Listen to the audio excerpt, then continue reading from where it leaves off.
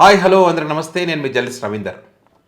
కూటమి పైన ప్రజల తిరుగుబాటు మొదలైంది అనడానికి ఇక్కడ మీకు ఒక వీడియో కూడా చూపిస్తాను.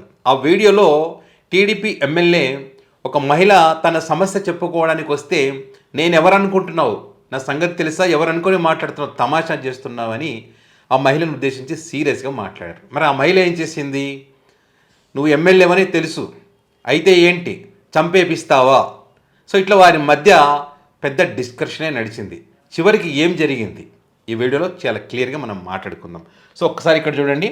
ఇది శ్రీశైలం నియోజకవర్గం బండి ఆత్మకూరులోని అయ్యవారి కోడూరులో జరిగినటువంటి ఘటన. ఎమ్మెల్యే గారు అక్కడికి వెళ్ళినటువంటి తరుణంలో అక్కడ మహిళ భారతి తన మనవడికి సంబంధించి సీఎం రిలీఫ్ ఫండ్ చెక్ ఇష్యూలో మరి అక్కడ ఎమ్మెల్యే గారిని అడగడానికి వచ్చింది. ఈ వచ్చినటువంటి క్రమంలో జరిగినటువంటి డిస్కషన్ ఒకసారి చూడండి.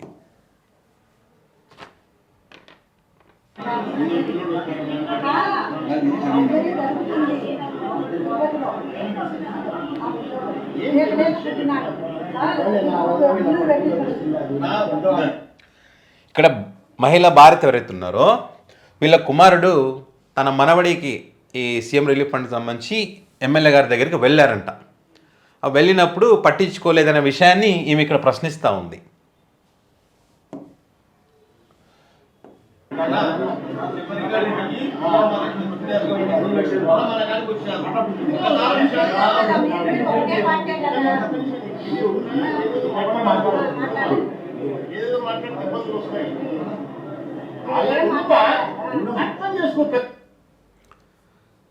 వీళ్ళు పక్కన వాళ్ళు చెప్తున్నారు, మన దగ్గరికి వచ్చిన మాట వాస్తవమే అని చెప్తా ఉన్నారు. ఎమ్మెల్యే గారు కూడా ఆ ముక్క చెప్తా ఉన్నారు. ఎమ్మెల్యే గారు ఏమంటున్నారు?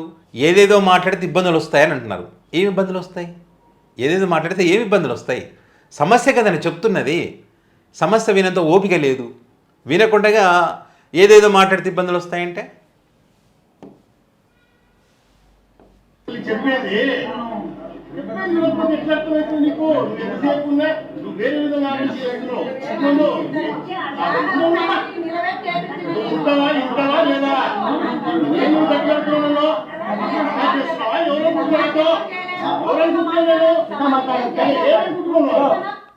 చూడు, ఏం తమాషా చేస్తున్నావా? ఏమనుకుంటున్నాను, ఎవరనుకుంటున్నాను అంటే మీరు ఎమ్మెల్యేని తెలుసు, తమాషా ఎందుకు చేస్తారు?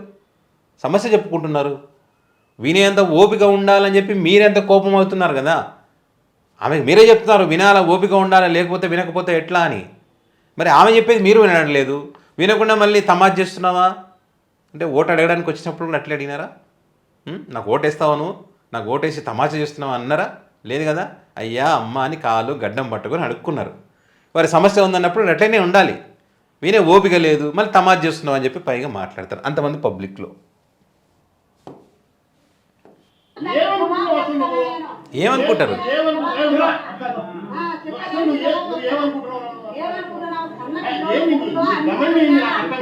కమెండింగ్ ఏముంటుంది?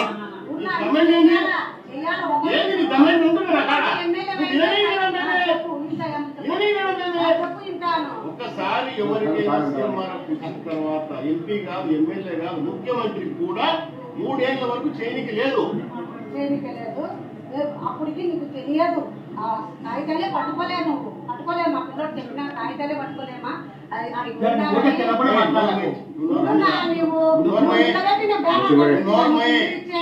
నేను నా ఇంటికి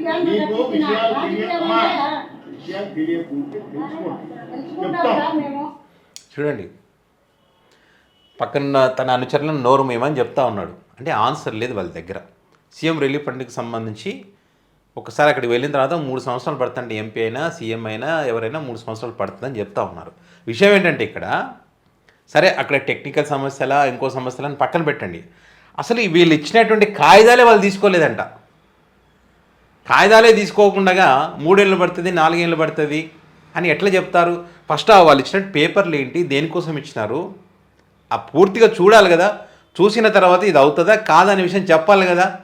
అది చెప్పకుండా నోర్మి తమాషా చేస్తున్నావా, నేను ఎవరు అనుకున్నావు అంటే ఏంటి?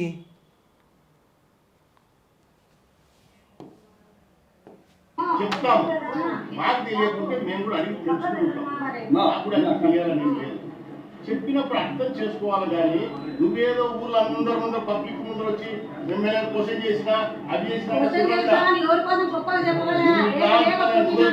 ఊరికి ఎందుకురా ఎవరు నా పిల్లలు నా కొడుకు వచ్చినారు. నువ్వే వచ్చి అడిగిండొచ్చు. నువ్వు ఊర్లో అంటే ఒక 50 మంది 100 మంది ఉంటే కొంచెం రచ్చ పెడితే అంటే నేను వచ్చి నీ ఇంట్లో నన్ను ఎత్తుకుంటే నేనేం మాట్లాడాలా అంటావు. నా పిల్లలే కాయలు సాగులే తిన్నావు. ఏమంటావు? ఇంతవరకు బుడ్డ రాజశేఖర రెడ్డి ఇంటికాడికి వచ్చినాము ఎవరినే కానీ మెట్లు దిగి ఏమో మాట్లాడొచ్చేమో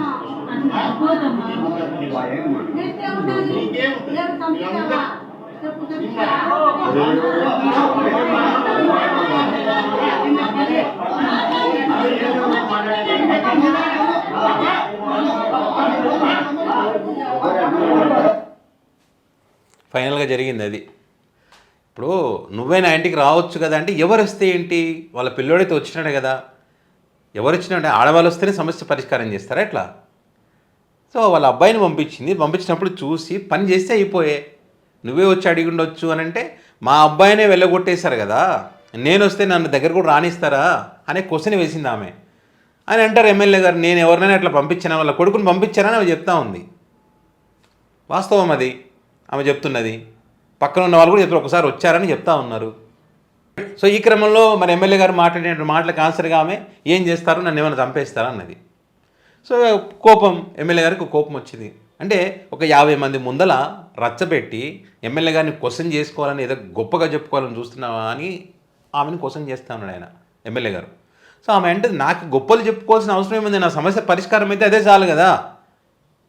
అంటే ఆయన ఉద్దేశం ఏంటంటే ఇక్కడ అంతమంది ముందర అడిగావు కదా అని, ఇంటి దగ్గరకు వచ్చి అడిగి ఉండొచ్చు కదా అని. ఇంటి దగ్గర అవ్వలేదని ఇక్కడ 10 మందిలో అడిగింది ఆమె. వాళ్ళ ప్రాంతానికి వెళ్ళినప్పుడు అడిగింది. ఎక్కడ అడిగితే ఏంటి, సమస్య పరిష్కారం చేయాలనుకున్నప్పుడు ఎక్కడి నుంచైనా సమస్య పరిష్కారం చేయొచ్చు.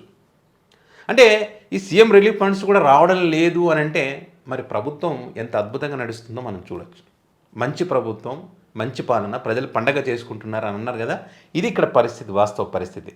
అంటే ఎమ్మెల్యేలు కూడా మరి వాళ్ళకి ఆన్సర్ ఇవ్వలేనటువంటి పరిస్థితిలో ఒక సాధారణ మహిళ వచ్చి ప్రశ్నిస్తే కూడా ఆన్సర్ ఇవ్వలేని పరిస్థితిలో వాళ్ళు ఉన్నారు. ఇది పాలన యొక్క తీరు. సో చివరికి ఏం చెప్పలేక ఫ్రస్ట్రేషన్లో ఎమ్మెల్యే గారు ఇంకా అక్కడి నుంచి వెళ్ళిపోవడం, పోలీసుల చేత వాళ్ళని పంపించడం ఆమె. అంతే.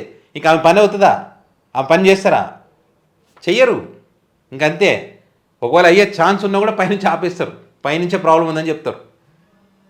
ప్రశ్నిస్తే ఒకలాగా, ప్రశ్నించకుంటే పనులవని పరిస్థితి. సో ఇది వాస్తవం. సో ఈ వీడియో పెద్ద ఎత్తున వైరల్ అవుతుంది.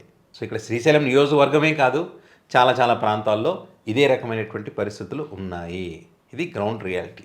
సో మరి దీనిపైన మీ అభిప్రాయాన్ని కామెంట్ రూపంలో పెట్టండి. ఇక్కడ ఎవరిది తప్పు, ఎమ్మెల్యే గారిది తప్ప, అక్కడ నిలదీసినటువంటి మహిళది తప్ప, లేకపోతే ప్రభుత్వాన్ని నడుపుతున్నటువంటి చంద్రబాబు గారిది తప్ప, లేకపోతే ఓట్లు వేసి గెలిపించినటువంటి ప్రజలది తప్ప, ఎవరిది తప్ప అనేది మీ అభిప్రాయాన్ని కామెంట్ రూపంలో పెట్టగలరు.